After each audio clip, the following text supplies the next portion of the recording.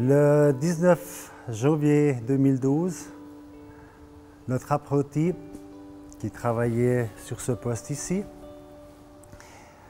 était en train de faire des travaux de soudure. C'est un apprenti de 3e année. Il lui restait 3 mois avant la fin de son apprentissage. Je venais de lui contrôler son travail et moi je me suis absenté dans un autre local, le local de vente, pour livrer un véhicule neuf.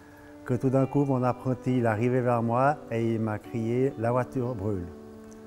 À ce moment-là, je suis sorti, je me suis précipité ici et j'ai vu que je ne pouvais rien faire. Le feu s'est terriblement vite propagé. Dans ce local neuf, je pense qu'au bout de 20 minutes, voire une demi-heure, le local il était inexistant. Évidemment, ça m'a fait un choc terrible d'apprendre que le garage avait brûlé ainsi que le domicile. Et ce qui a été le plus terrible, c'est que quand j'ai pu rentrer enfin à la maison, je n'ai pas pu rentrer chez moi. Dès que je suis arrivé sur place, j'ai pu constater que toute la partie atelier était vraiment ravagée et totalement détruite par les flammes. La partie bureau avait aussi été fortement détruite. Il ne restait plus qu'une partie, le parti côté route, qui était encore dans un état acceptable, avec une partie lavage et puis colonne d'essence qui avait été fort heureusement pas trop touchée par le sinistre. Le feu s'est propagé sur une voiture qui était sur un lift. Et le feu, après, il a terriblement vite progressé. Toute la nouvelle halle a été complètement anéantie en 20 minutes. Et après, le feu s'est propagé dans les locaux techniques, la vitrine, le bureau. Et pour finir, il a traversé tout le local de livraison de véhicules.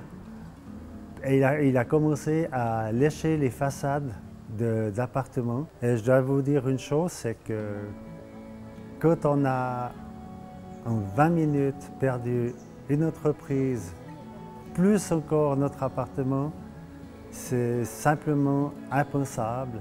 Et à l'heure actuelle, on n'en est encore pas guéri. Et je pense que ça, c'est une blessure qui ne se refermera jamais.